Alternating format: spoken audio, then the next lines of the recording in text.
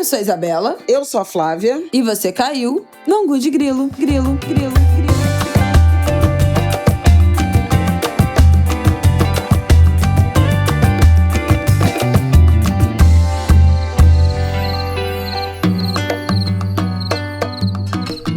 Oi, Angulers! Boa terça-feira pra vocês, Angu de Grilo. 228 está no ar. A gente já sabe que esse episódio não será fácil. A última semana foi bastante intensa, mas estamos prontas para falar sobre prisão, dos 3 mandantes do assassinato, da Marielle e do Anderson. Nós vamos falar também sobre Robinho preso, a decisão de cumprir pena aqui no Brasil, a fiança do Daniel Alves, que foi solto nessa segunda-feira, e também sobre as chuvas anunciadas, muito anunciadas na última semana. Temos algo de bom, a dizer sobre essa comunicação aí da chuva, mas que deixou muitos mortos e uma tragédia, especialmente no sul do Espírito Santo. Então, vamos falar sobre isso. Flavial? Boa terça-feira. Bem-vinda a mais um Angu de Grilo. Foram dias intensos, Muito gatilho, gente? Muito gatilho mesmo, essa última semana, Porque estupros, estupradores condenados, presos, liberados, esse ambiente, de muita violência contra a mulher, do qual a gente fala muito. Esse domingo absolutamente devastador, no caso Marielle, e o racismo, sempre ele, também se apresentando nessa decisão inacreditável da Confederação Brasileira de Futebol de levar o jogo da seleção brasileira para a Espanha, Realmente. Enfim, vamos lá. Então vamos começar este episódio.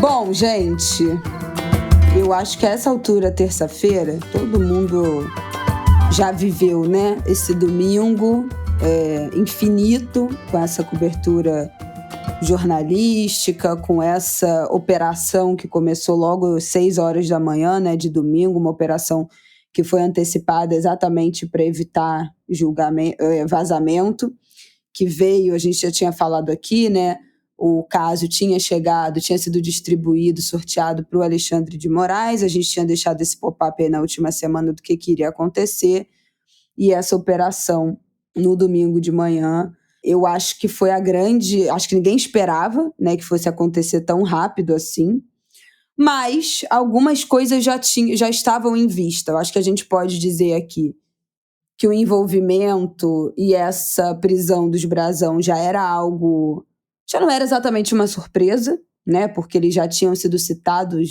várias vezes ao longo dos últimos anos até. Eu acho que já da primeira vez que o nome deles apareceu, tem bastante tempo.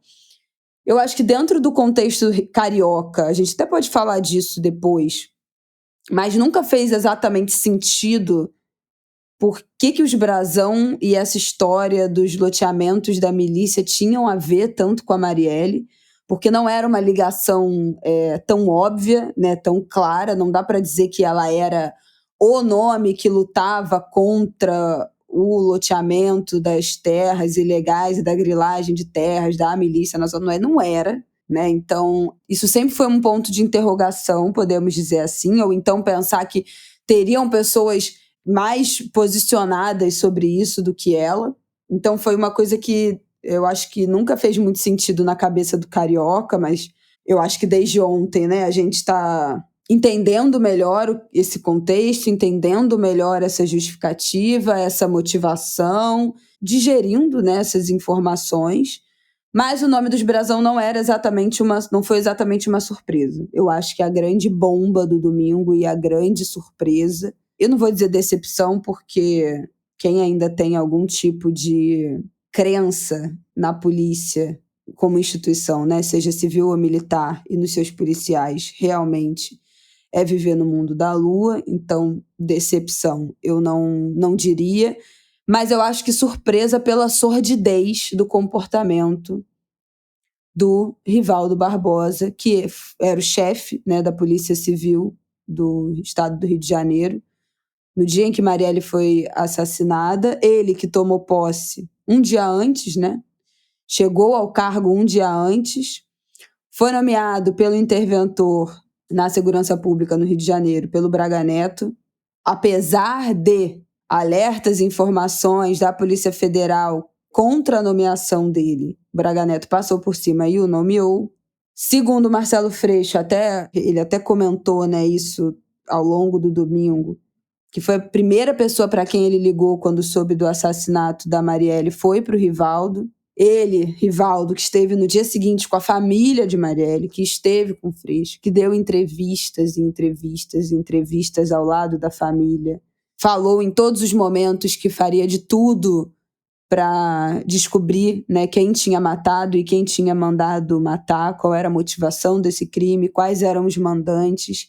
E a sordidez de você ficar do lado dos pais da Marielle, da irmã, da esposa, da filha, dos companheiros, parceiros de trabalho, de luta, de política, e ter a disfarçatez de agora estamos descobrindo, não ter atuado só com obstrução, né, das provas e das informações, mas também ter garantido a impunidade aos idealizadores do crime e ter agido como um arquiteto dessa execução, né, do ponto de vista da impunidade, de esconder as provas, de desacreditar testemunhas. É um outro patamar. Eu acho que a gente não espera acolhimento de polícia, assim, sinceramente. Ninguém espera, ninguém bota a mão no fogo pela Polícia Civil, pela Polícia Militar, muito menos do Rio de Janeiro. Mas eu acho que é um outro patamar de sordidez o que esse cidadão foi capaz de fazer, estando do lado da família e se colocando nessa posição de que faria tudo para descobrir quando ele era um dos envolvidos. Como é que consegue encarnar esse personagem? E aí eu até vi um tweet falando isso. A gente já viu coisa parecida com a Ana Carolina Jatobá abraçando a mãe da Isabela Nardoni no enterro, a Suzane von Richthofen e o Cravinho no enterro dos pais, sabe assim? É uma coisa inacreditável. Mas é isso, não passa pela decepção, mas eu acho que é chocante. Eu acho que a palavra que eu descreveria, eu acho que é um choque, assim, realmente. Você vê aonde a sordidez é capaz de chegar. Então, acho que esse foi o nosso grande choque, né, desse final de semana, desse domingo, dessa segunda-feira. O delegado da Delegacia de Homicídios, o responsável, né, pela Delegacia de Homicídios de Niton Lages, à época, também foi alvo de busca e apreensão, teve que entregar passaporte, tornozeleira eletrônica, porque também a informação de que ele dificultou o recolhimento de prova, descredibilizou, né, descartou testemunhas, então que ele agiu também para que esse crime ficaria impune. Ele, Giniton Lages, que escreveu o livro Quem Matou Marielle, os bastidores do caso que abalou o Brasil e o mundo, revelados pelo delegado que comandou a investigação. É uma coisa, assim, é inacreditável, porque quem assiste essas séries, especialmente as séries gringas criminais, vê, né, como esses criminosos das séries, eles têm os seus troféus, né? Como eles gostam de se colocar nesse lugar, de estar ali na frente dos holofotes, mas ao mesmo tempo completamente camuflado. Como isso traz um prazer, você conseguir estar dos dois lados, você conseguir performar e estar nesse lugar de aliado, de acolher uma viúva, de acolher um familiar. Estou aqui, não, a gente vai resolver. E o grande prazer egóico que envolve você estar nesse holofote ao mesmo tempo em que você compactuou e agiu nos bastidores daquele crime. Então, é uma grande encenação. Eu acho que isso foi o mais chocante para mim, eu imagino que para todo mundo. E aí, queria que você começasse, Flávia, falando disso. E de como a gente chegou, a gente sempre fala, né? O buraco é mais embaixo, no Rio o buraco é mais embaixo, no Brasil o buraco é mais embaixo, mas eu acho que agora a gente chegou realmente num outro patamar, assim. Olha, são muitos sentimentos, né? E muitas camadas que nos atravessam, me atravessam em particular, desde a manhã desse domingo 24 de março, né?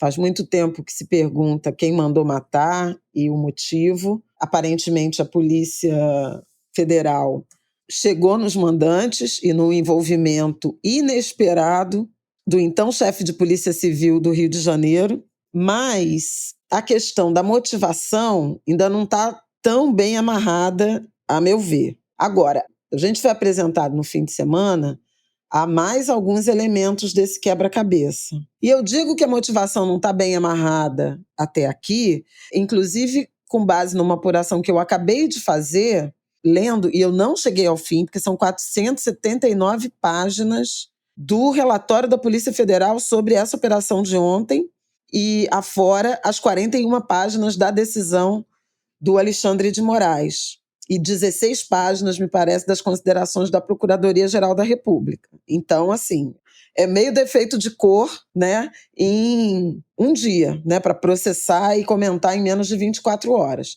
Mas o que já deu para ler, né, de forma enviesada, e aí é uma apuração que eu trago que eu acho que é importante, é que nem tudo que a polícia e o judiciário sabem está nesse material.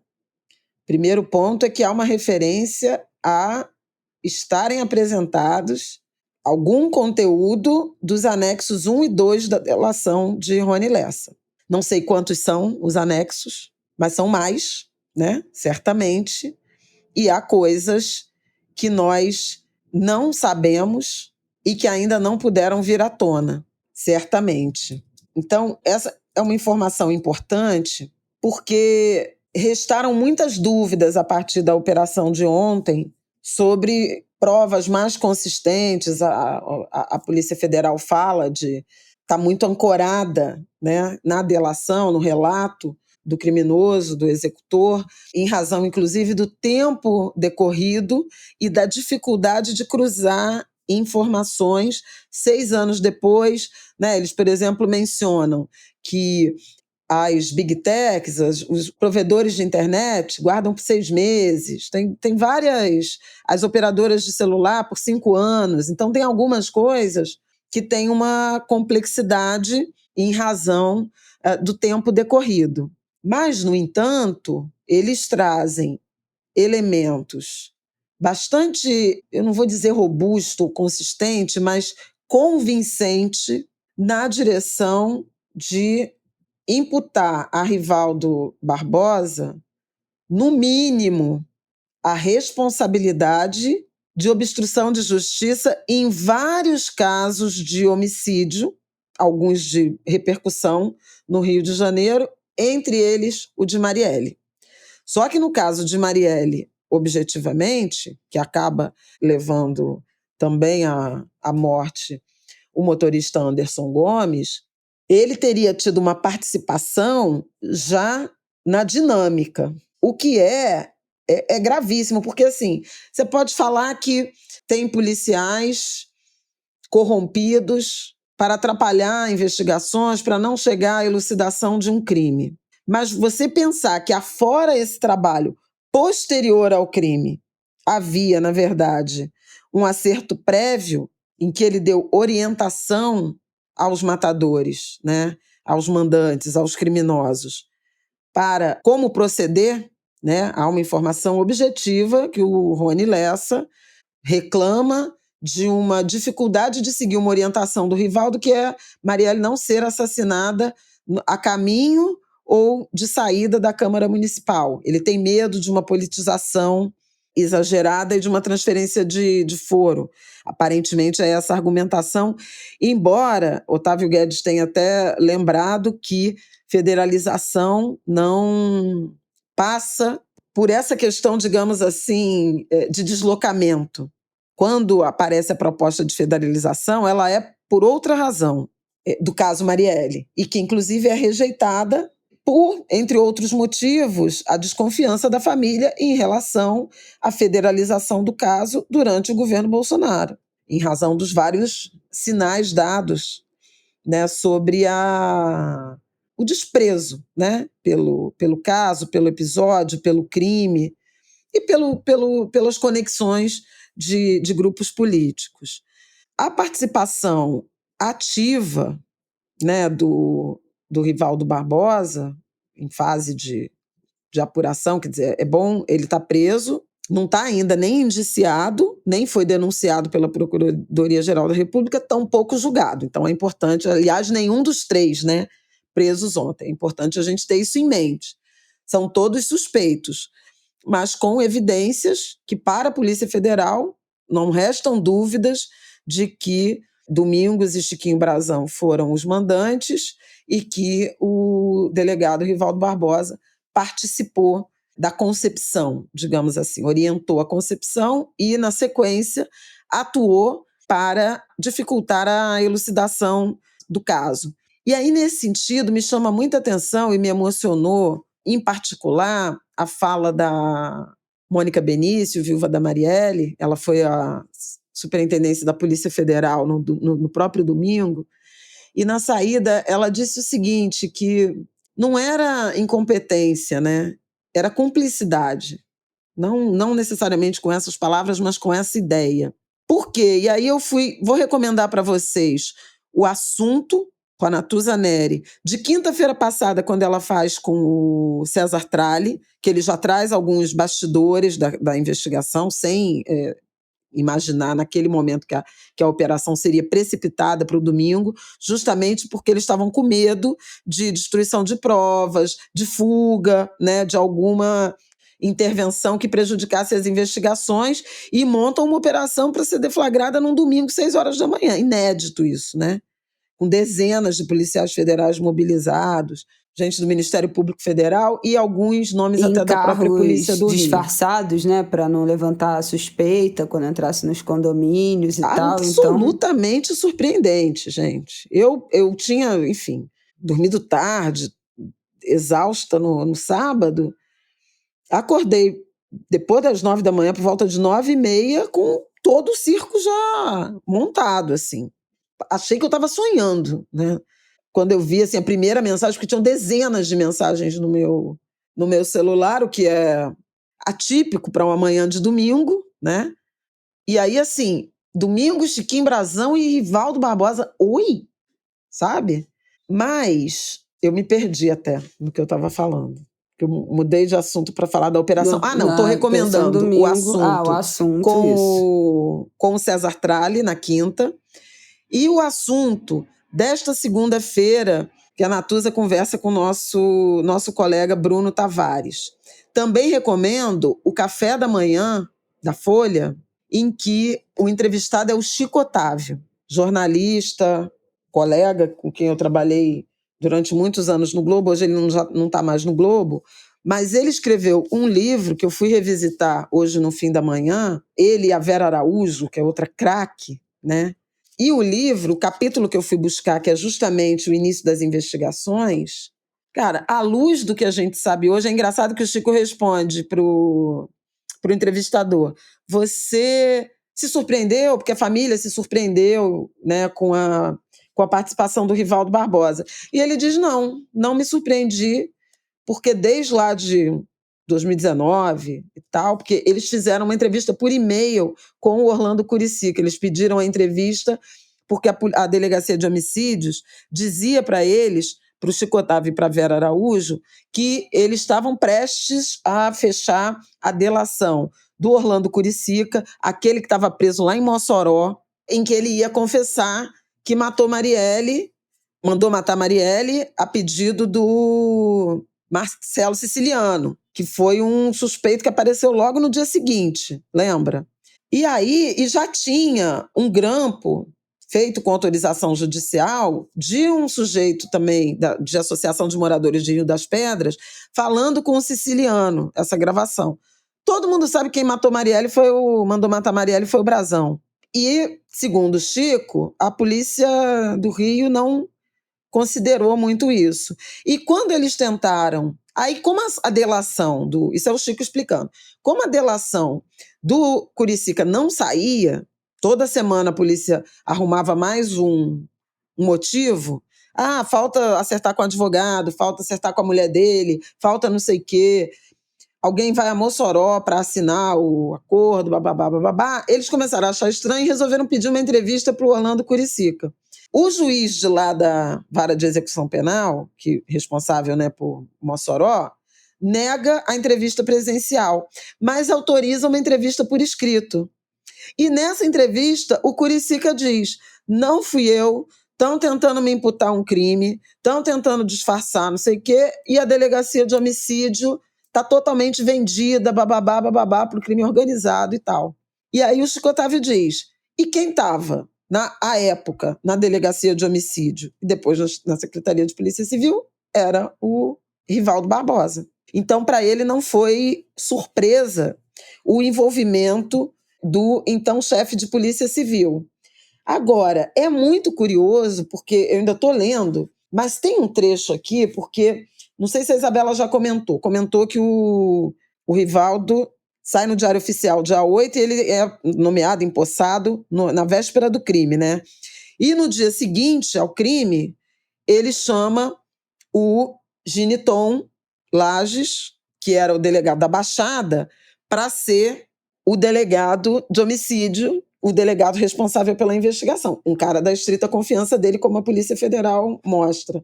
Só que o que está é muito interessante na apuração do Chico, e veja, o livro saiu em 2020, gente. Aí, quando você vai vendo o relato do início das investigações, você fala, mas essa polícia é muito incompetente. E à luz do que a gente está vendo hoje, não era incompetência, como disse a Mônica Benício. Ele diz, por exemplo, que o Gente, eu me lembro tanto daquela história das câmeras. Cadê as câmeras? Cadê as câmeras? Como é que não tem câmera do trajeto que o carro fez? Como é que não seguiu o carro pelas ruas? Tudo bem, lá poderia não ter, mas assim, o resto do caminho para onde esse carro foi. Não, gente, eu me lembro tanto disso. Olha o capítulo disso. Aqui, as testemunhas que a polícia não viu. Capítulo 3 do livro. Que foi as testemunhas que a Vera achou, Araújo, né? Exatamente. Achou um morador de rua, achou uma mulher que viu, e a polícia não toma nenhuma providência. Inclusive, e ela entrevistou eles na época essas pessoas. Tem matéria, né, exclusiva que tinham dela. Sido desconsideradas, as imagens e mais. Aí eles dizem que o Giniton, que foi içado a responsável por um dos crimes mais importantes da história do Rio de Janeiro, ele vinha da Delegacia de Homicídios da Baixada Fluminense, supostamente por bom desempenho, né, na elucidação. Olha os números que eles trazem. Não. Bom desempenho 2015, em elucidação de crime da Delegacia de Homicídios da Baixada Fluminense? Exatamente. Não se elucida Olha o que eles crime dizem. na Baixada Fluminense. Olha o que eles dizem. Em 2015, ano que Giniton entrou para a DH da Baixada, foram registrados 1.507 homicídios dolosos. 2016, 1.791. 2017, 1.874. Ou seja, cresceu o número de assassinatos durante a gestão dele, o que contrariava a tese de que ele conseguira debelar a criminalidade na região com seu staff. De todo modo, Rivaldo aceitou os termos e o acordo foi fechado para que o Giniton saísse da Baixada para assumir o caso Marielle.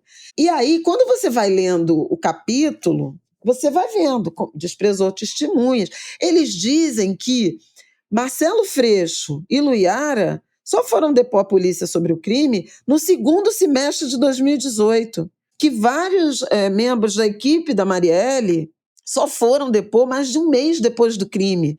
Inclusive o Jackson, que foi o primeiro a chegar na cena do crime e que inclusive estranhou que a polícia militar, os policiais estavam lá, estavam mandando todo mundo embora, em vez de arrolar como potencial testemunha. A própria Fernanda, que foi ferida, né, é sobrevivente do atentado, só esteve na delegacia no dia seguinte, o que não é, enfim, não é usual. né? Então tem vários indícios de que tinha alguma coisa errada com a investigação desde a origem. O que eu acho é que talvez o livro não tenha apontado, e aí não posso dizer isso, mas acho, né? É que está muito na dimensão de incompetência, quando agora o que a Polícia Federal está dizendo é que é cumplicidade, como disse a Mônica. E aí dói muito assistir e ouvir o que a mãe de Marielle disse, né? Dona Marinete Silva. Eu nem quis ver, porque realmente... Porque ela fala, é essa dor da traição, né? Da decepção, do desamparo. Porque foi um cara... Ontem circulou, né? A foto. A foto, No dia gente. seguinte do crime, os pais de Marielle sentados ao lado do delegado Rivaldo Barbosa. A Silvia Ramos, do SESEC, me mandou mensagem ontem de manhã falando assim, Flávia, a gente se encontrou na cena do crime e eu liguei para o Rivaldo naquela noite ali, dizendo, você tem que vir aqui. E ele falou, não precisa ir, que vai dar tudo certo. Mandou um delegado, eu acho que foi o Fábio, que disse, esse crime não vai ser difícil de elucidar porque a dinâmica, ela restringe. 2 carros andando, os tiros agrupados. Então, assim, não eram muitas pessoas no Rio de Janeiro que tinham o expertise daquele crime.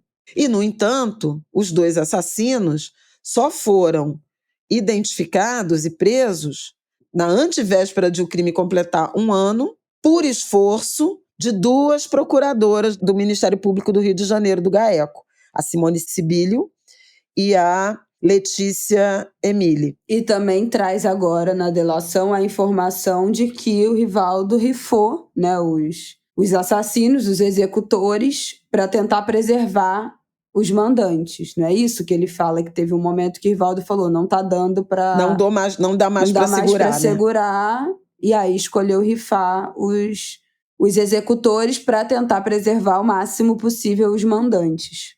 Porque a investigação das 2 procuradoras foi impecável. E só por isso, inclusive, a Simone Sibilio deu entrevista para o Estúdio I na sexta-feira, antes, portanto, dessa operação. E ela dizia que aquele foi o primeiro crime apurado pelo Ministério Público com elementos não unicamente testemunhais. Tinha um vício de as provas serem sempre testemunhais. Isso não desqualifica a prova testemunhal. Mas eles produziram muitas provas técnicas, que ainda hoje foram absolutamente fundamentais, inclusive para a delação do Elcio e para a delação do Rony Lessa. Por quê? Porque não tem como eles saírem absolvidos. Eles acharam aquela quantidade de armas tanto que o Rony Lessa é condenado, né, por contrabando de peças de armas de fogo de uso restrito pela Justiça Federal, venda ilegal de arma de fogo. A partir da prisão do Rony Lessa, se dá a maior apreensão, até então, né, a maior apreensão de peças de fuzil, né? Então conecta com a indústria de contrabando e fornecimento de arma para o crime organizado.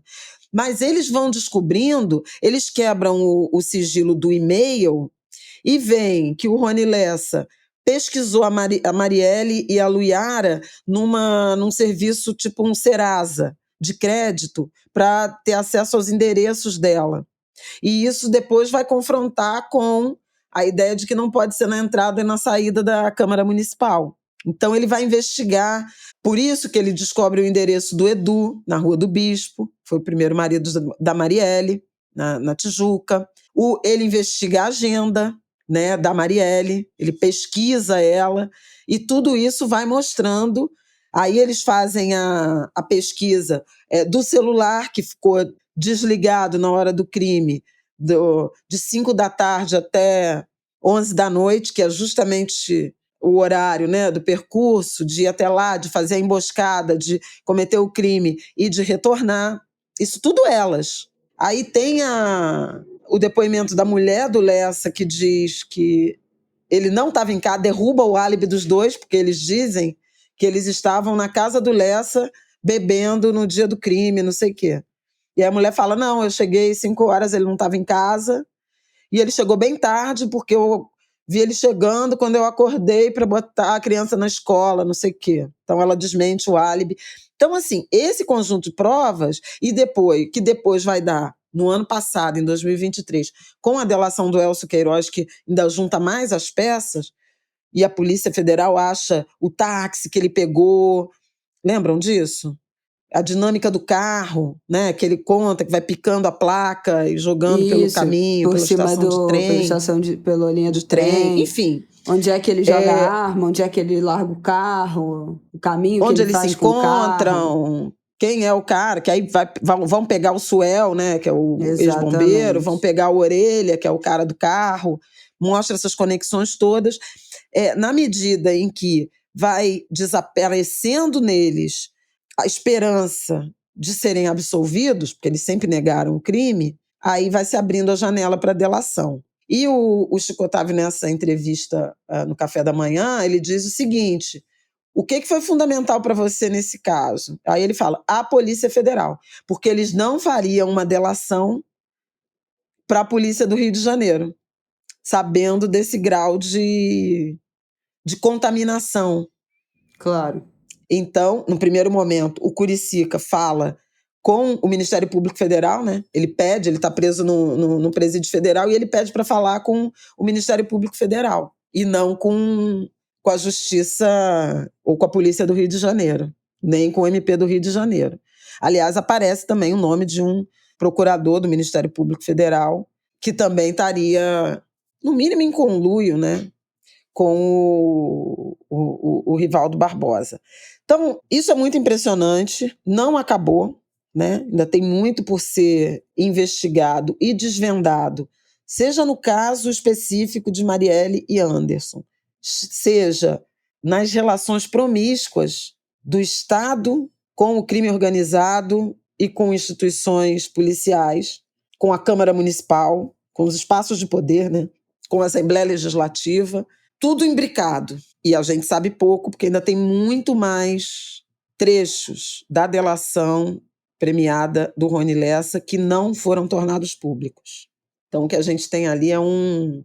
E eu mesmo lendo, senti falta. Não tem quando é que eles se encontram, tem umas datas, sabe? Que poderiam ser chave. Então, eu acho que tem ali informações que estão guardadas, inclusive para aferir a partir da quebra do sigilo telemático, telefônico, desses presos e dos que estão em cautelar desde ontem.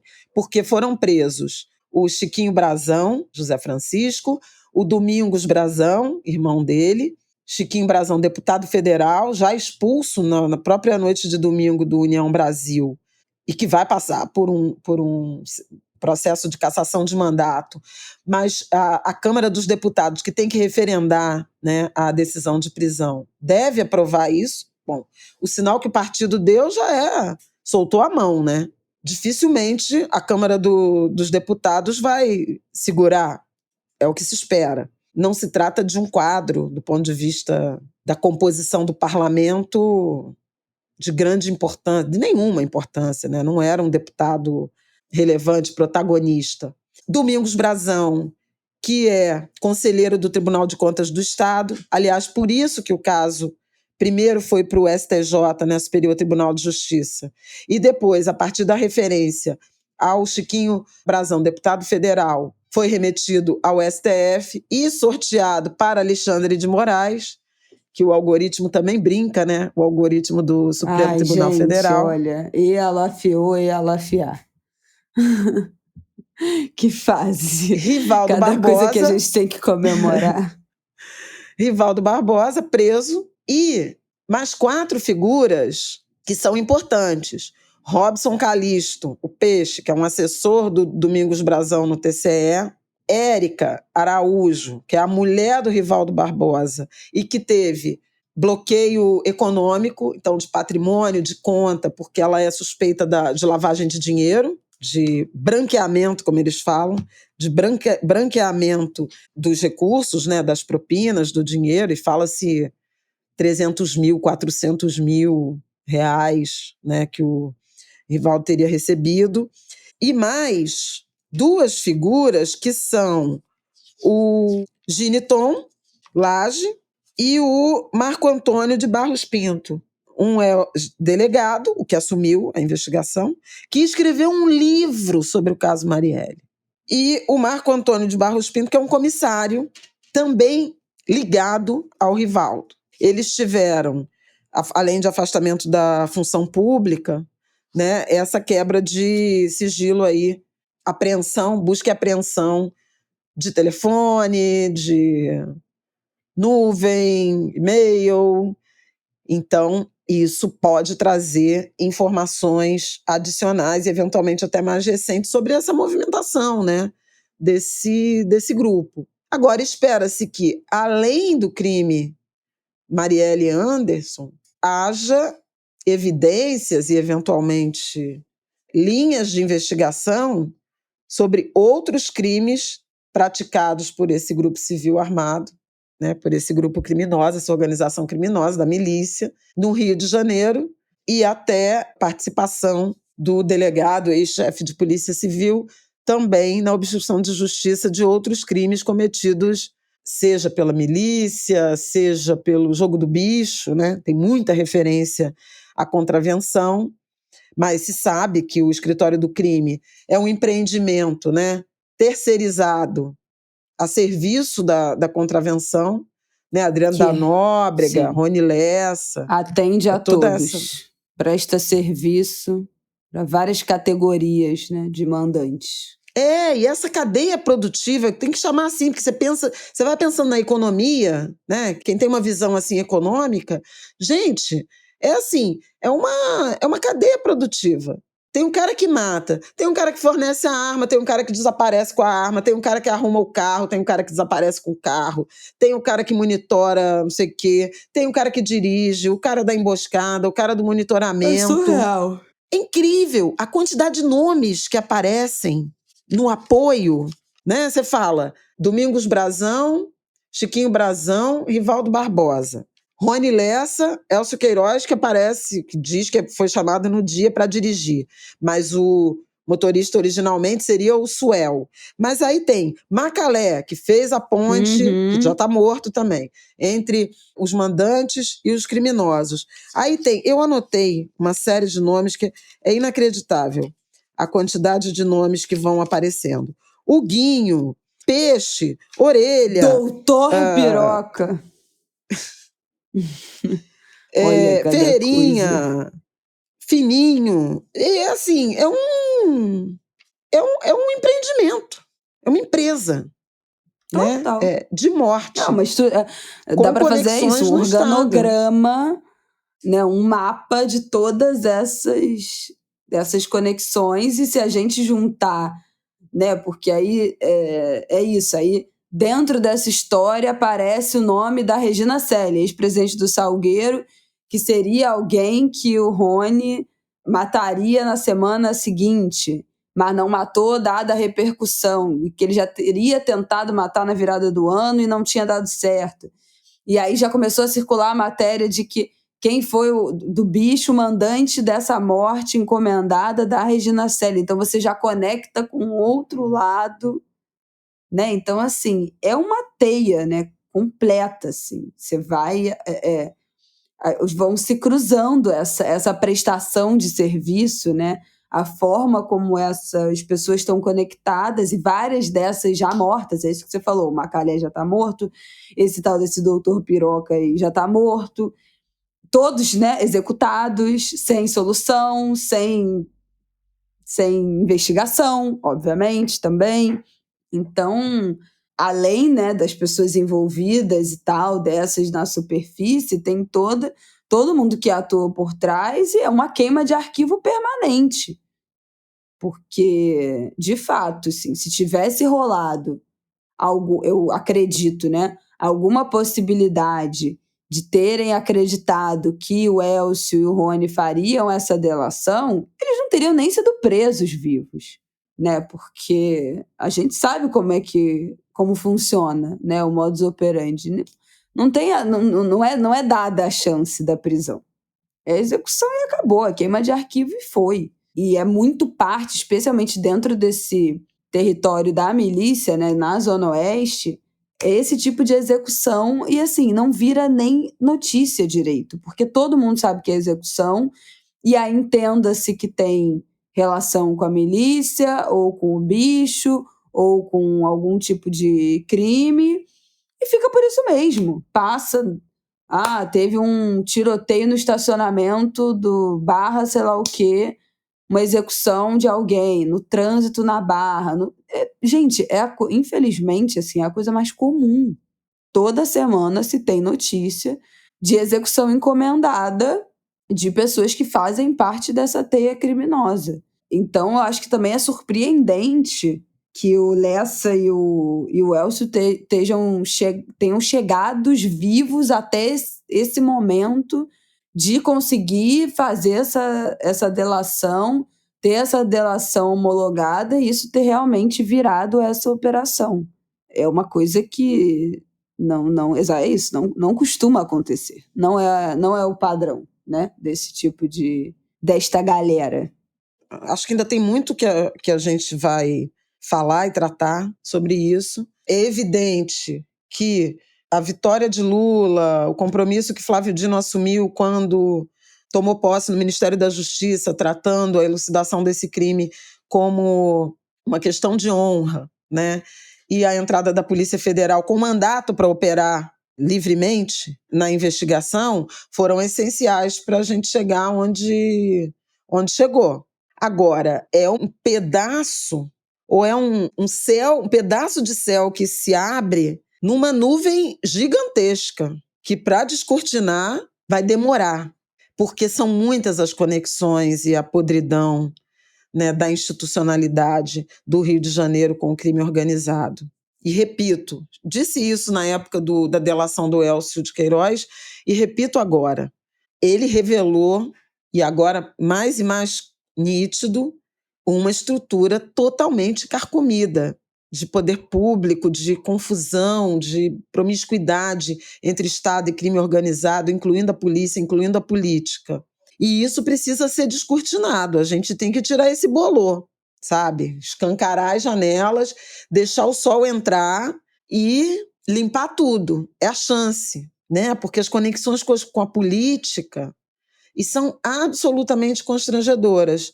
Eu não quero muito entrar nesse território hoje, porque estamos vendo ainda a acomodação, mas isso alcança o grupo político e os interesses eleitorais de Cláudio Castro a Eduardo Paes, a Bolsonaro, a Quaquá. É incrível, né? De como as nuances ideológicas, político-partidárias, estão em alguma medida alcançadas, contempladas. Precisamos saber em que medida isso é porque há cumplicidade com o crime ou é porque tende a haver algum tipo de subordinação, senão você não consegue atuar politicamente.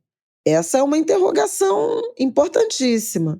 Quem é capaz, quem pode fazer campanha num território dominado pelos grupos civis armados? Quem pode fazer campanha é porque é cúmplice, está no negócio, ou é autorizado por algum outro motivo? Pelo silenciamento, finge que não vê. O Rio de Janeiro vai ter que olhar de frente, né, para essa realidade, né? Vai ter que encarar essa realidade. A última coisa que eu queria falar sobre essa dor dessa etapa da operação ter nos arremessado de volta, né, aquela noite de 14 de março de 2018, impossível não lembrar. Muita gente ainda hoje diz que Marielle não tinha esse valor todo e passou a ter valor, isso é importante, porque morreu. Eu cada vez discordo mais dessa ideia, mesmo admitindo o meu, digamos assim, o meu envolvimento pessoal, né, por ter conhecido Marielle, acompanhar, ter participado de muitas das agendas dela, mas eu não consigo acreditar que ela foi escolhida por ser alguém desimportante. E essa participação do Rivaldo ainda um pouco sedimenta a minha percepção, porque talvez ele tivesse bem a noção do tamanho do que Marielle poderia representar, inclusive contra ele, né? A Marielle era da Comissão de Direitos Humanos da Assembleia Exatamente, eu Legislativa, acho eles que tinham faz mais diálogo. sentido. Porque a Marielle atuava muito mais se posicionando contra a polícia, né? Tanto civil quanto A militar, política as de segurança. violações policiais, né? Os autos de resistência, né? Como se chamava hoje em dia, homicídio por intervenção, por oposição à intervenção policial. Mas os assassinatos dos policiais, as incursões policiais nas favelas, as operações que deixavam dezenas de mortos, né, as chacinas cometidas pela polícia. Então, isso era uma agenda muito mais característica da Marielle do que a grilagem de terras da milícia.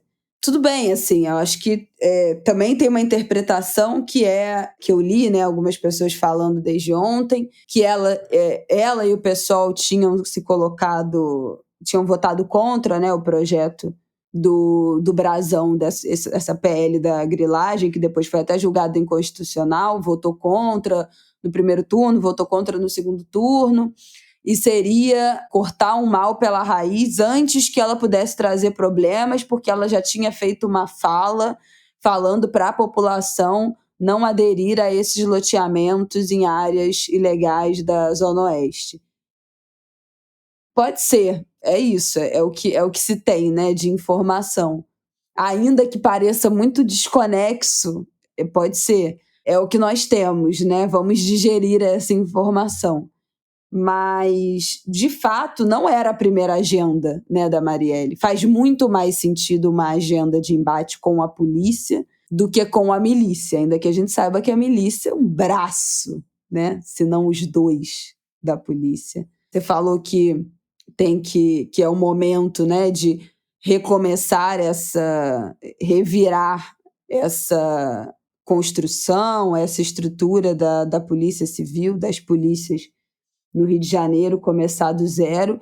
Mas, assim, eu particularmente não tenho nenhuma esperança, porque para mim é uma instituição, duas, né? A civil quanto tanto a militar, que já nascem absolutamente falidas, com propósitos absolutamente equivocados, né? Com um perfilamento racial que a gente já falou aqui várias vezes no Ângulo de Grilo, completamente racista, enviesado. Então, assim, o que fundamenta essas duas polícias já é um equívoco por si só, ainda que estivessem atuando conforme o rigor do seu juramento, do seu treinamento. Que treinamento, né? Não foram, será que foram treinados para alguma coisa além disso, né? Além dessas chacinas, além desse massacre, além desse racismo, e aí os desdobramentos disso tudo, né? Que é essa corrupção.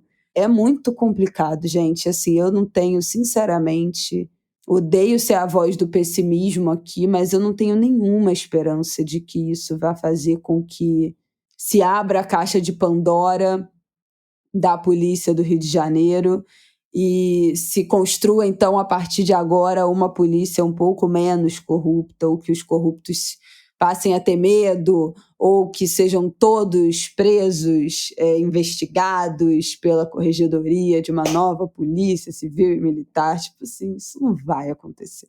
Isso não vai acontecer, né? Eu não tenho nenhuma esperança. Eu acho que tem muito essa leitura, né, do crime que serve, da morte ou do mártir que serve para construir uma história diferente a partir daquilo, deixar um ensinamento.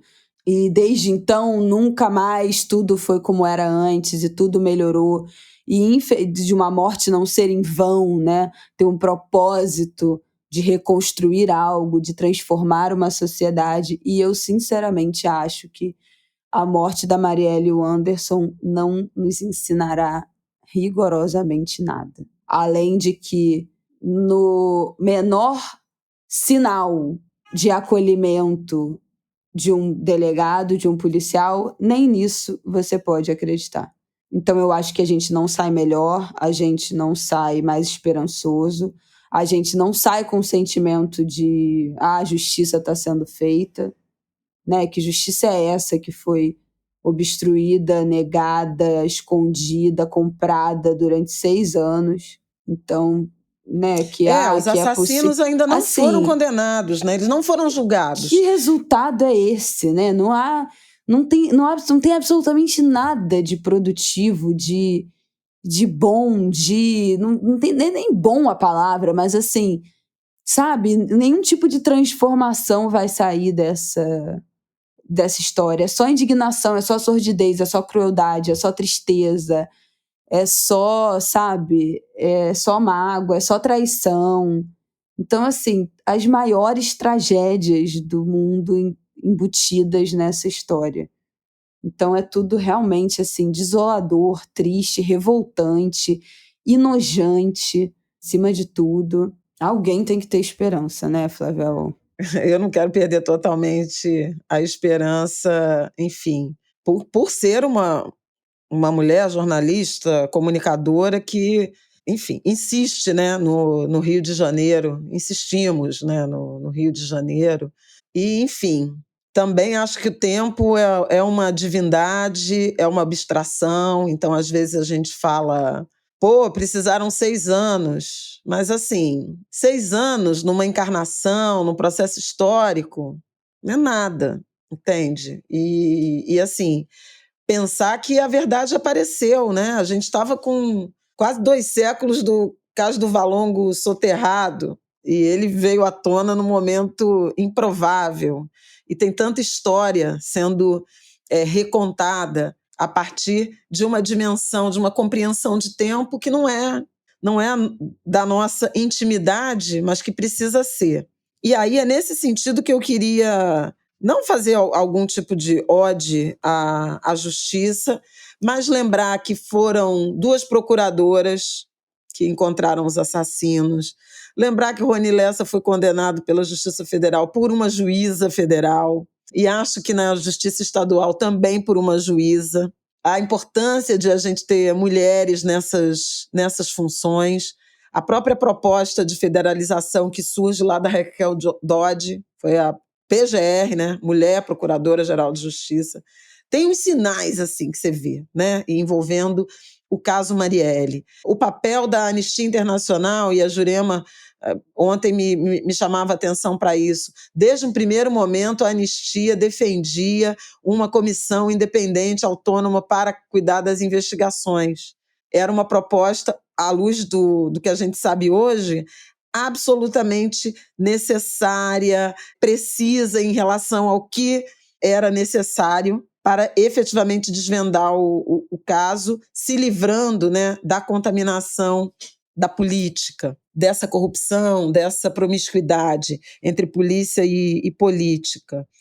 A própria linha de frente, né, dessa cobrança por justiça, que se deu a partir de Mônica, Aniele, Marinette, Luiara, o movimento de mulheres negras que amanheceu, que já adormeceu naquela noite, cobrando justiça por Marielle. E eu não tenho nenhuma dúvida de que teve um papel absolutamente fundamental, maior do que qualquer partido político, de levar aquela quantidade de gente que levou para a rua.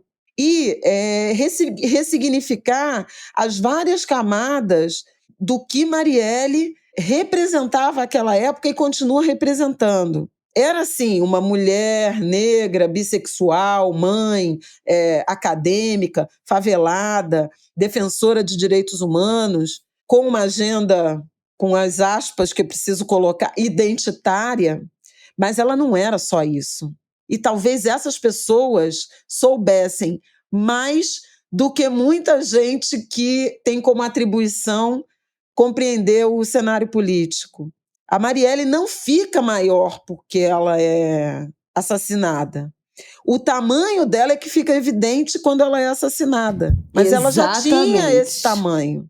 E veja, quando você fala assim, ela não era ligada ao enfrentamento à milícia, à questão fundiária, à segurança pública, porque os projetos dela não eram nessa área. Vem cá, eu pergunto, qual mulher negra no ativismo, no movimento político partidário, na representação legislativa, não é ligada a essa agenda de extermínio? Que é segurança pública. Milícia não é segurança pública. Questão fundiária não é segurança pública. Olha como o Brasil mata defensores, ativistas e lideranças por disputa de terra. A mãe Bernadette era uma mãe de santo que buscava justiça para o filho. Ela não era uma ativista contra as invasões e pela titularidade do quilombo Pitonga dos Palmares e foi assassinada por isso, inclusive tendo proteção policial e câmeras que não funcionaram. E câmeras até que não funcionaram. Um assassinato que também não está solucionado, né? Não, tem 5 caras presos, supostamente, do tráfico e tá parado lá. É isso. Mas eu acho que por isso que essa tese de que a Marielle não era diretamente associada, talvez, quando você pensava no combate à milícia, mas a partir do momento que essa história crescesse, né, como essa história da legalização, poderia sim se transformar ela poderia se tornar, porque por isso que faz sentido essa tese, por isso que eu tô falando. Não era o que a gente esperava, mas é o que a gente vai ter que entender e digerir, que essa explicação do estamos cortando o mal pela raiz antes que vire um problema faz sentido. Porque se isso virasse uma coisa grande, ela também encamparia essa agenda, né? Porque a gente vê, inclusive, as mulheres negras, especialmente do PSOL, que foram eleitas, né? Que a gente fala as sementes da Marielle. Quantas agendas essas mulheres não batem no peito e se colocam, desde a licença maternidade até a pauta da infância, até a milícia, até a polícia, até a habitação, até saúde, porque tudo isso impacta o povo preto, né? As pessoas negras e as mulheres, que são a prioridade para essas agendas. Então, assim, não era um problema até o momento que não era a agenda, né? Não era a pauta, até o momento que ia virar. Me aponte uma mulher negra com visibilidade política, institucional, e eu te direi que ela estará envolvida na área da segurança pública, direto ou indiretamente. De onde surge o grande enfrentamento à violência policial, se não no movimento de mães, de Manguinho com a Marli, lá nos anos 70. Marli passando em revista um batalhão inteiro para dizer quem matou o irmão dela. Estamos falando dos anos 70, do século XX. Estamos falando da Ana Paula. A gente falou outro dia aqui. A Terezinha, mãe do Eduardo, que está lá nas sessões de macacos, né? A Bruna, mãe do Marcos Vinícius, as mães todas de Costa Barros, a viúva do Heraldo e, obviamente, a Marielle, a Renata. É óbvio, se você tem uma agenda de enfrentamento ao extermínio do povo preto, você está atuando na agenda de segurança pública. Então, amanhã, se me matarem, estou batendo aqui vão dizer, não, mas a Flávia era comentarista de assuntos sociais e economia. Não faz sentido. Como não faz sentido, gente? Não tem como ser mulher preta e ter uma opinião firme na sociedade sem desagradar alguém que está na cadeia do crime organizado. Pela política, pela polícia ou pelo crime propriamente. Pela atividade criminosa propriamente. Então, assim, esse amálgama que junta assassinos de aluguel, né, sicários, políticos, com interesse na questão territorial e fundiária, e uma polícia, e um policial, ou um grupo policial, que inclusive se relaciona com as duas frentes e dialoga com o campo progressista dos direitos humanos nesses territórios, eu acho que tem a noção precisa do tamanho dessas figuras, do tamanho de uma figura como Marielle. Então, assim, eu, como diz repilo veementemente a ideia de que a Marielle não era nada. Como assim? 10, 12 anos de atuação no enfrentamento à violência, na agenda de direitos humanos. Por que os defensores de direitos humanos são assassinados no Brasil, sistematicamente? Incluindo freira, missionária, antropólogo. Por que o Bruno Pereira morreu? Ele era um antropólogo. Por quê? Ah, não, estava fazendo freira. Não era um promotor, não era um policial, era um antropólogo. A missionária Dorothy Steng, uma missionária da Igreja Católica. A mãe Bernadette, uma mãe de santo, líder de uma comunidade pequena até, pequena em tamanho, em quantidade de pessoas. Sobre todas essas pessoas se podia falar, não era nada. Agora, o criminoso comprometido em continuar praticando seus crimes, ou paranoico de ser desvendado, de ser capturado, também constrói essa paranoia e enxerga, seja por paranoia, seja por precaução, seja por precisão, o tamanho desses inimigos que eles escolhem para eliminar. Então eu discordo muito da ideia de que não era ninguém. Se você é uma pedra no sapato de uma organização criminosa poderosa, como as que atuam no Rio de Janeiro, e com essas conexões, você é alguém, sim. E a informação de que a Marielle teve a morte já contratada em meados, no segundo semestre de 2017, e que os 2 infiltrados no PSOL se filiam 20 dias depois dela ser eleita vereadora, o Laerte e a mulher, dão a medida de que eles achavam que ela era alguma coisa, que ela representava alguma coisa. E ela representava. Por uma capacidade de diálogo que eu acho que desde então tem muita gente tentando, se preparando, mas que não conseguiu se colocar com um diálogo em um movimento de mulheres, em um movimento comunitário de favela, na universidade, entre os pesquisadores e, eventualmente, infelizmente, instituições da segurança pública, né?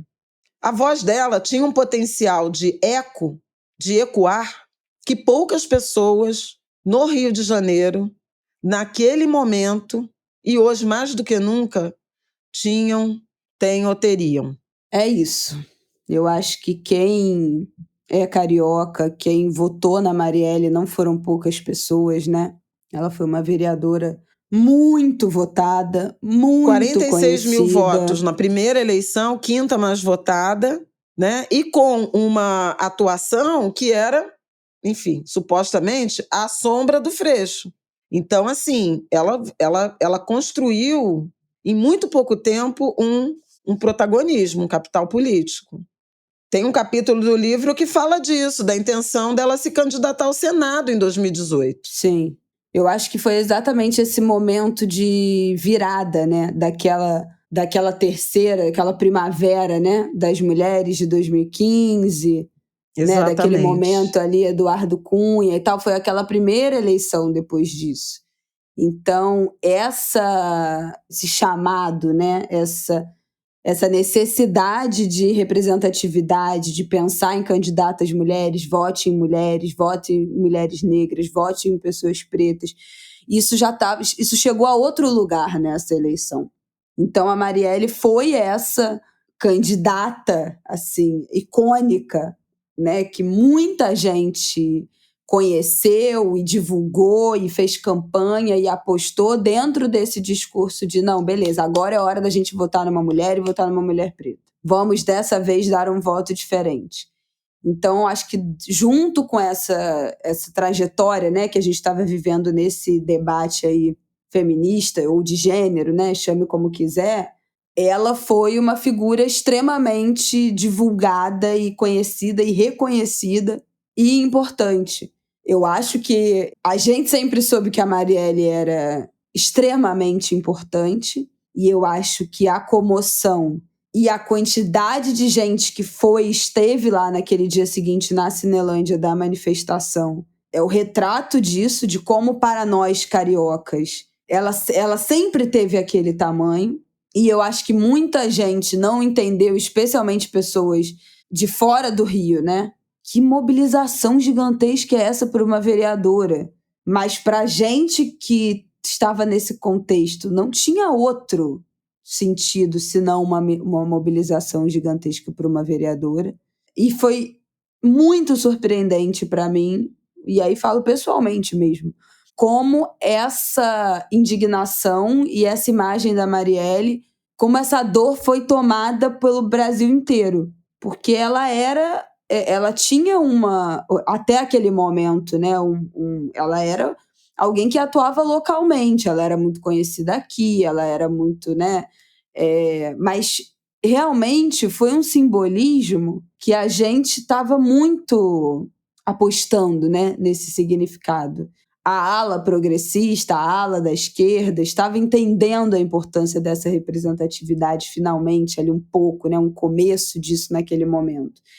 Então, para mim, foi muito surpreendente, não que a Cinelândia tivesse lotada no dia seguinte, mas que o MASP também, que todas as capitais encamparam imediatamente essa vereadora que até então o resto do Brasil, de fato, não conhecia. Uhum. Mas como esse assassinato, essa execução, foi muito simbólica de uma vontade, de um sonho, de um desejo de Brasil que era coletivo. E eu acho que essa dimensão eles não tinham, que viraria uma história desse tamanho. Sabiam como a Marielle era importante aqui, relevante aqui, como ela era atenta, como ela era presente, como ela era cri-cri, como ela falava, como ela se posicionava, como ela batia de frente, como ela não tinha medo. Mas eu acho que a dimensão que esse crime passou a ter no âmbito nacional, eu acho que com isso eles realmente não contaram. E foi isso que nos trouxe a esse domingo e a esse desdobramento. Bom, podemos encerrar por enquanto essa história. A gente Podemos ainda podemos. A gente ainda obviamente vai voltar nisso, como a gente voltou tantas vezes, né, ao longo desses anos. Mas eu acho que por hoje é suficiente para a gente comentar esses últimos acontecimentos. Vamos para o nosso próximo bloco.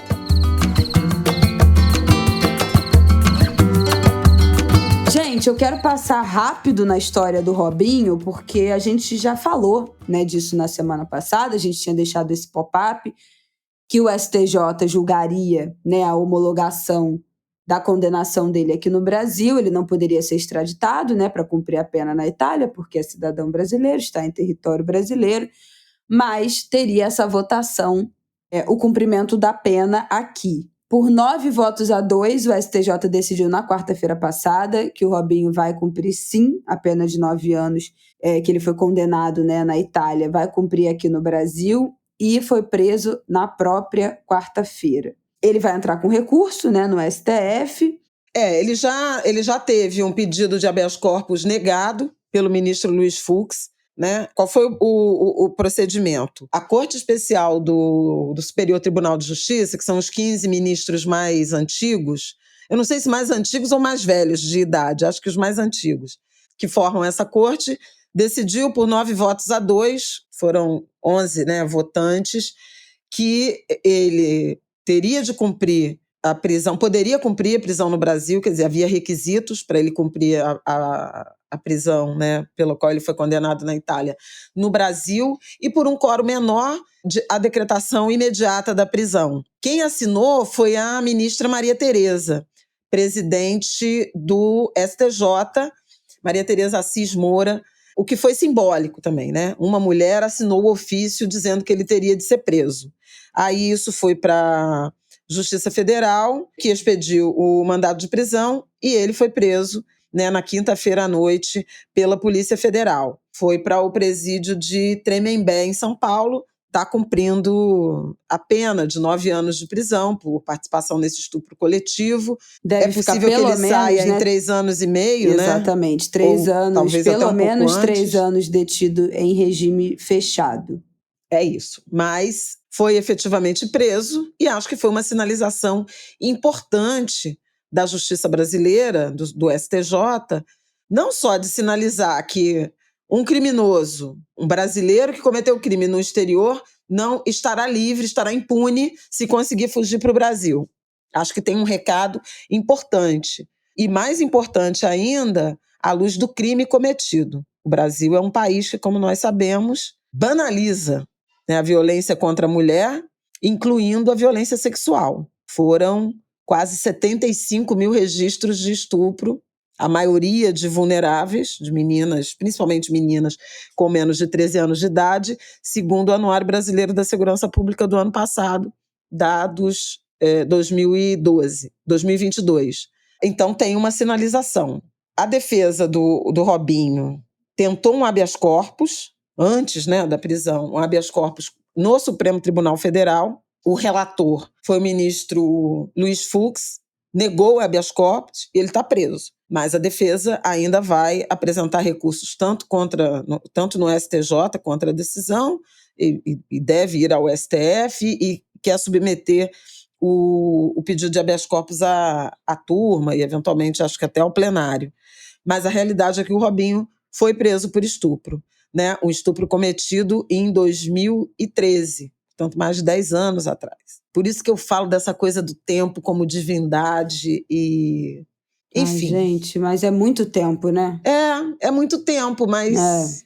É muito tempo, mas é pouco tempo. Se você espera que um dia a justiça se materialize, quando ela se materializa, valeu a pena. É óbvio que a gente tem pressa, mas valeu a pena ter se materializado assim. Valeu a pena a coragem dessa vítima, valeu a pena o empenho, né, das instituições policiais e do equivalente ao Ministério Público da Itália, valeu a pena o esforço de provocar a justiça brasileira na direção de... Valeu a pena a demora em a justiça brasileira se manifestar. Foi praticamente 1 ano desde a consulta, desde o primeiro momento. Nesse meio tempo, quanto a sociedade civil, as mulheres apaixonadas por futebol, as mulheres santistas, as jornalistas esportivas se mobilizaram para popularizar essa história, né, que muita gente até outro dia não conhecia essa história, essa condenação, esse crime. Mas é isso, às vezes leva tempo demais, né? Como foi o caso do Cuca, que o crime já prescreveu, a vítima nem viva mais está, e ele foi condenado e não há nada mais que possa ser feito. Então, eu entendo, mas... Ai, você está muito otimista. Hoje eu estou amarga. Angulers, hoje para mim está muito difícil. Mas em paralelo a isso... O Robinho foi preso e o Daniel Alves teve uma fiança decretada, né?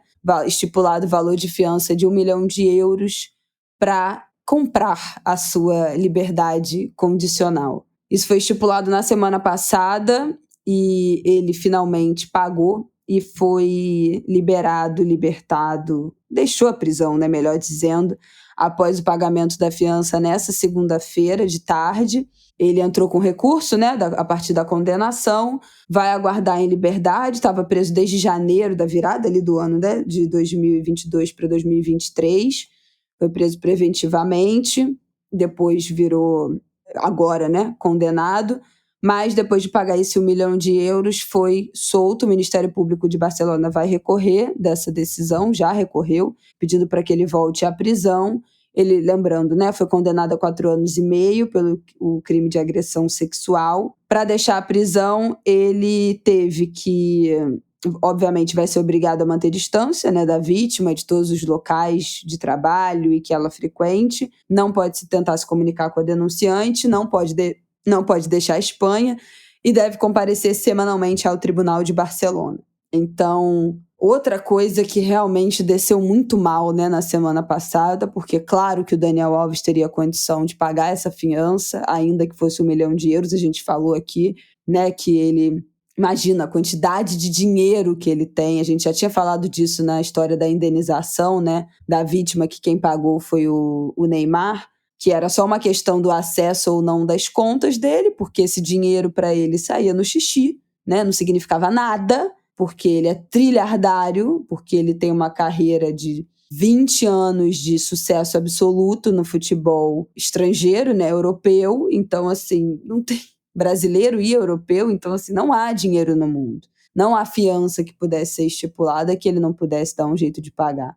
Então, foi desolador que tenha sido colocado um preço, né, para o estupro, porque é isso, ele foi condenado, ele vai responder em liberdade, não se sabe se ele vai voltar à prisão, e se ele puder responder em liberdade, será que valeu a pena? Né? Esse 1 milhão, é assim que se precifica? Esse é o preço de estuprar uma mulher na Espanha, ainda que você tenha todas as provas, ainda que você siga todos os protocolos adequados, como a gente falou aqui, né? Uma atuação da boate impecável, dos seguranças da boate, da própria polícia, né, espanhola, que atraiu ele e prendeu sem dar indícios e fez com que ele fosse prestar o depoimento e foi surpreendido com a prisão e ter ficado em prisão preventiva porque, obviamente, tinha a chance dele fugir do país. Então, assim, tudo correu de forma, não vou nem dizer impecável, mas, assim, surpreendentemente funcional, né, e correta, todos esses procedimentos ao longo desse 1 ano, para chegar agora, depois da condenação, e ele poder pagar e responder em liberdade, deixar a prisão, é desolador, gente. Eu acho que todo mundo ficou com esse amargo na boca de, é isso, custa 1 milhão de euros estuprar uma mulher na Espanha, ser condenado e ainda assim poder responder em liberdade, né? Foi precificado o valor de uma agressão sexual. Eu acho que isso que foi o mais desolador, assim, dessa fiança estipulada e paga, né? Ele deixou a prisão hoje. Hoje, E segunda-feira. uma imagem realmente Não, lamentável. E é isso, quer dizer, você sinaliza o quê? Quem tem dinheiro pode estuprar, né? Pode fazer o que Você pode quiser. pagar, pode estuprar. Ele já tinha tido a pena reduzida à metade do que pediu o Ministério Público espanhol por conta do atenuante de reparação financeira, que foram os 150 mil euros depositados antes da sentença, né? Antes do julgamento. Então, isso foi suficiente para que ele fosse condenado a 4 anos e meio, uma pena mínima. E agora, 1 milhão de euros, ele saiu da prisão, que lá não é preventiva, mas ele se livrou dessa cautelar, vai poder recorrer em liberdade, né? Esperar em liberdade o recurso. Não significa que ele não voltará a ser preso. Inclusive, tem uma peculiaridade da legislação espanhola, que parece que ninguém pode ficar preso, vou usar o termo brasileiro preventivamente, por mais de 2 anos.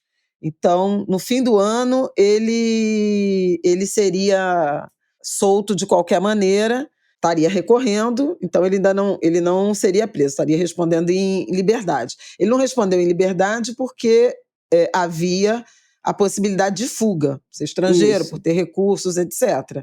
E agora a justiça viu como essa possibilidade tendo se reduzido. Mas o fato é, quem tem dinheiro, pagou, você compra a sua liberdade. Então, é muito ruim. E a gente que elogiou tanto a Espanha pelo protocolo, né, de acolhimento, preservação de provas, daquele caso do estupro, do agravamento da legislação, né, só assim, na direção de punir crimes contra as mulheres, tem uma contradição aí. Você faz um mega esforço institucional, policial, jurídico, na direção de levar adiante a denúncia, capturar, julgar e condenar o criminoso. E com 1 milhão de euros ele sai. Se fosse pobre, não saía, né? É claro. Se fosse pobre, não teria pena reduzida. Não é um bom recado, né? É um péssimo recado. Mas, enfim, são essas as notícias. O pai do Neymar soltou uma nota, né, também. Falando que dessa largando vez... a mão. Ai, olha... Me chamou muita atenção não tem o fato de processo. ele não ter feito nenhuma referência. Ele fala da condenação, mas ele não faz nenhuma referência de solidariedade, respeito à vítima, sendo o Brasil, o país dele, do filho dele, do qual o filho dele é ídolo. Ai, gente. Ser tão tomado por violência de gênero, por violência sexual.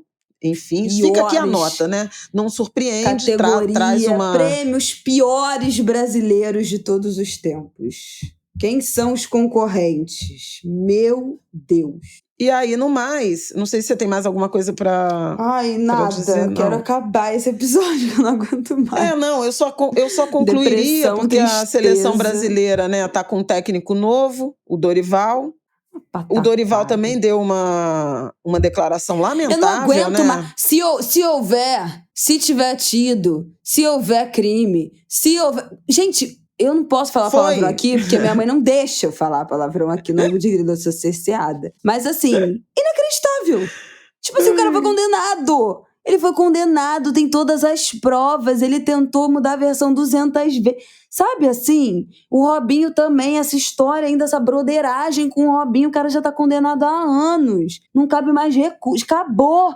Inacreditável que os caras não consigam falar, tipo assim, se ele foi condenado, tem que cumprir a pena, ponto. É tipo assim, não, se houve crime, amore, não cabe a nós, nem a você que está ouvindo, nem a jornalista, nem a técnico, nem a boleiro, nem a jogador nenhum falar que, se houve, se não houve, acabou, esqueça tudo. Então assim, eu não aguento mais esse assunto no futebol. Que gente horrenda, que coisa insuportável.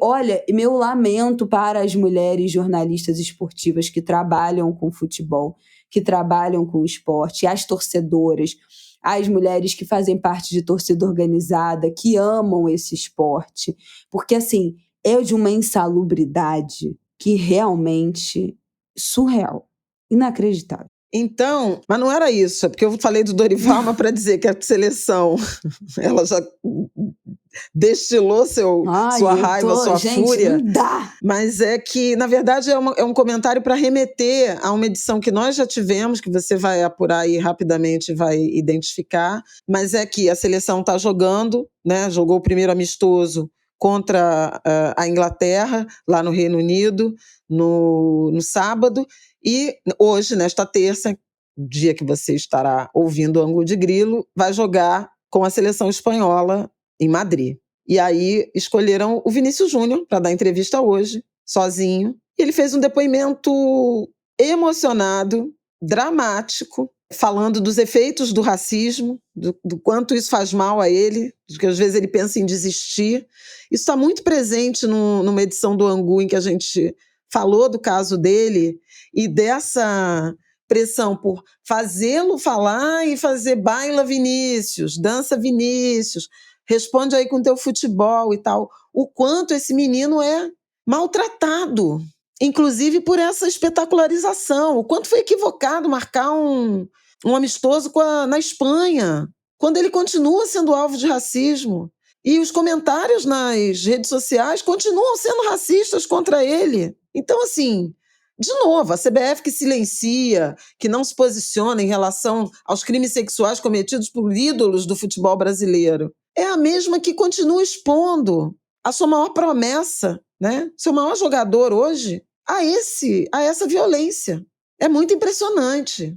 E como ele é chamado o tempo inteiro a falar de racismo, a mostrar a própria dor, a reagir ao racismo, a reagir com altivez ao racismo, a reagir sem xingar ninguém, sem agredir ninguém, sem reagir ao racismo com cavalheirismo, com uma resignação, com uma resiliência. Que caramba! É isso. É horrível. Coloca ele nesse lugar, né, de revitimização que a gente já fala tanto aqui. E dessa história única, né? O Vinícius Júnior, que é um jogador extremamente importante, bem-sucedido, talentoso, só tem agora, desde então, só tem esse assunto, né? Virou uma atuação monotemática. Ele vai jogar, todo mundo já espera o racismo que ele vai sofrer, depois que ele joga só falam do racismo que ele sofreu. Então, realmente, assim, é uma trajetória completamente eclipsada. E me surpreende como ele ainda tem algum tipo de emocional para continuar jogando futebol, porque realmente é inexplicável como ele ainda consegue jogar futebol nessas condições. Muito triste. Bom, vamos para o nosso último bloco para a gente encerrar esse Ângulo de Grilo. Pelo amor de Deus. Eu achei até que a gente já tinha acabado, que nem ia ter último bloco. Não, eu quero só falar da chuva, porque, enfim, sim.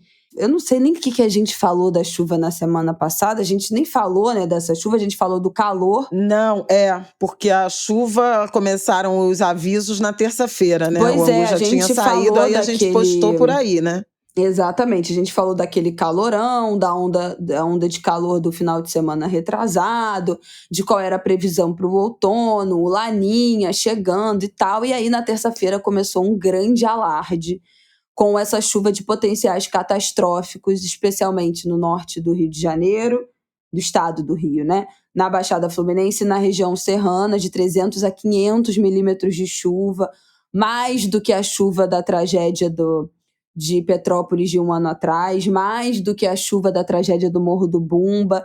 Então, assim, começou um grande alarde por conta dessa previsão, que partiu aí, ó, estou aqui, vocês não verão isso sempre, mas eu estou aqui. Na verdade, não verão isso quase nunca, mas eu estou aqui batendo palmas para Eduardo Paes, porque a atuação dele, a comunicação da prefeitura, a tomada de decisão da prefeitura nesse episódio, nessa previsão de chuva, foram impecáveis.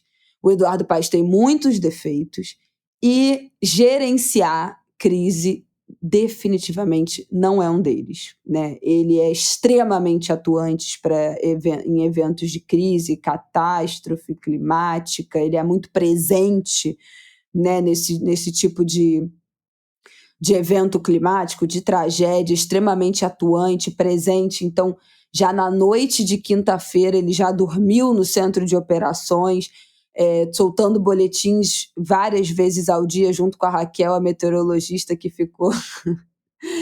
trabalhou 300 horas seguidas, a Raquel, nesse monitoramento da chuva. Raquel Franco, meteorologista-chefe do Centro de Operações da Prefeitura, né, do Rio. A partir da mobilização do Eduardo Paes, foi que o governador Cláudio Castro também se mobilizou, foi que prefeitos de outras cidades também se mobilizaram, mas eu acho importante dizer que partiu de uma mobilização da cidade do Rio de Janeiro, que já na quinta-feira de noite, de tarde, decretou ponto facultativo, né, na cidade do Rio, e foi seguido pelo governador, que na quinta-feira de noite orientou que as escolas públicas não funcionassem e recomendou que as escolas particulares também não funcionassem, que já na sexta-feira, no meio da tarde, o trânsito da cidade estava 60% a menos do que o normal. Ao longo da sexta-feira foi 90% a menos de trânsito, né, de tráfego nas ruas do que o previsto, do que a média das sextas-feiras. Então, a população, de fato, a informação chegou, a população foi alertada, a população não transitou, as ruas ficaram vazias, né, por conta da chuva, para que as equipes pudessem transitar, as equipes de resgate, né, de saúde, enfim. Teve chuva intensa, vários pontos da cidade, de fato, foram alagados, mas, como previsto, o pior da chuva aconteceu na região do norte do estado, na Baixada Fluminense e na região serrana. Até o momento, né, são 8 mortos no estado do Rio de Janeiro, quase 600 desabrigados com a chuva, 4 pessoas mortas no bairro Independência, em Petrópolis, aquele mesmo bairro que teve deslizamentos imensos naquela chuva do início do ano passado, que foi o bairro mais atingido pelos deslizamentos de novo, foi onde teve mais mortos nessa chuva. Também 2 mortos em Teresópolis, um em Duque de Caxias, também em Nilópolis e em Arraial do Cabo. Mas a grande tragédia, de fato, foi no Espírito Santo. Só na região sudeste, né, enfim, Rio de Janeiro e Espírito Santo, foram 27 mortos, 19 no Espírito Santo, 8 no Rio de Janeiro. Mais de 7 mil pessoas desalojadas no Espírito Santo, e a grande cidade que foi atingida foi Mimoso do Sul. Dos 19 mortos no Espírito Santo, 17 foram em Mimoso do Sul. 6 pessoas ainda estão desaparecidas. As imagens são, assim, surreais. Praticamente a cidade inteira com água no segundo andar, no teto das casas. Pouquíssimas áreas da cidade se salvou, todos os supermercados, farmácias, agências de banco. Gente, as imagens são desoladoras, assim, o caminhão de bombeiros sendo arrastado. Tiveram que cortar a energia elétrica da cidade para poder transitar com barcos para resgatar as pessoas que viraram à noite, de sexta para sábado, nos telhados das casas, porque a água chegou no teto. Enfim, uma situação terrível. Eu tenho uma grande amiga que a família dela é dessa cidade e eles estão arrecadando doações. Eles já foram levar uma primeira leva de doação nessa segunda-feira. Eu vou deixar aqui os contatos para quem sentir, né, no coração e quiser ajudar. Uma amiga minha de infância, de colégio, a mãe dela cresceu nessa cidade, ela tem muitos amigos lá ainda, professores da escola, enfim, muitos conhecidos, pais de amigos que ainda moravam lá, primos de segundo grau na cidade. Uma tragédia, assim, sem precedentes nunca antes na história da cidade. A situação realmente é catastrófica. E eu acho importante dizer que, assim, muita gente ficou, mas se cair, não vai cair essa chuva que o Eduardo Paes falou. Mas se não cair essa chuva, essa mobilização toda para nada. Olha, eu me exaltei, xinguei todas as gerações das pessoas no Twitter, aqui eu não posso repetir porque eu sou cerceada, né? Mas eu hablei o que eu tinha para hablar, porque assim, as pessoas reclamam se não comunica. Se comunica e previne, as pessoas também reclamam. Então vocês querem o quê?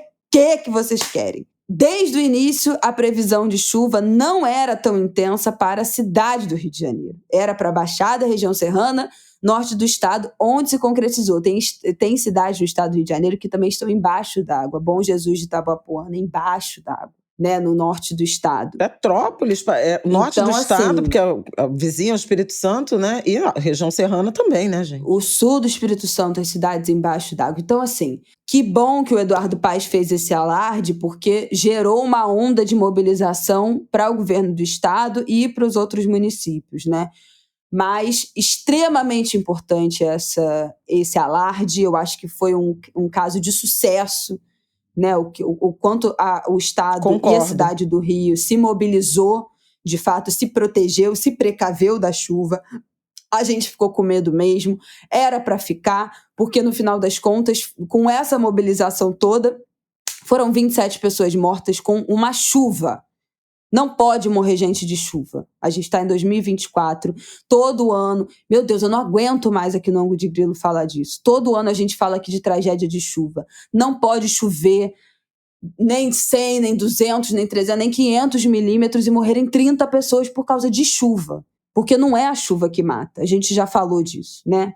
É a falta de infraestrutura, é a falta de pensar a logística de drenagem, de saneamento básico, de contenção de encosta, de desmatamento, de erosão, de racismo ambiental. Quem são essas pessoas que morrem? Quais são essas cidades que são mais atingidas? Então, assim, eu não aguento mais falar disso aqui. E se você acha que foi um alarde desnecessário, também não quero mais falar com esses ouvintes. No Ângulo de Grilo não tem esses ouvintes, porque a gente fala aqui tanto dessa comunicação de prevenção. Então, meus parabéns à Prefeitura do Rio, meus parabéns a Raquel Franco, meteorologista-chefe, e a toda a equipe de meteorologistas do Centro de Operações do Rio. Meus parabéns a todos os meteorologistas do IMET que fizeram reunião ao vivo na quinta-feira, falando sobre a chuva. Meus parabéns a todos os jornalistas que repercutiram muito. O João mostrou a coletiva ao vivo do IMET, mandou alerta, né? Teve uma grande mobilização. Meus parabéns a todos os trabalhadores do Semadem que ficaram rastreando os riscos de chuva, deslizamento, enchente em todo o estado do Rio de Janeiro ao longo desse final de semana e divulgando boletins também no Twitter, também no Instagram do governo do estado. Então, foi um caso de sucesso. É óbvio que a gente teve mortes, uma tragédia sempre. Ninguém deveria morrer por causa de chuva. Mas eu acho que do ponto de vista da comunicação, da disseminação de informação, da prevenção e de levar a sério a previsão meteorológica, o boletim meteorológico, nós tivemos um final de semana, uma experiência muito bem sucedida. Então, parabéns a todos os envolvidos, a todos os gestores envolvidos, a todos os jornalistas envolvidos. Parabéns a nós no Ângulo de Grilo que falamos tanto disso aqui, dessa comunicação de prevenção. A gente já está falando disso aqui há muito tempo. A gente falou muito disso aqui quando teve aquela enchente no Rio Grande do Sul, né, sobre essa comunicação.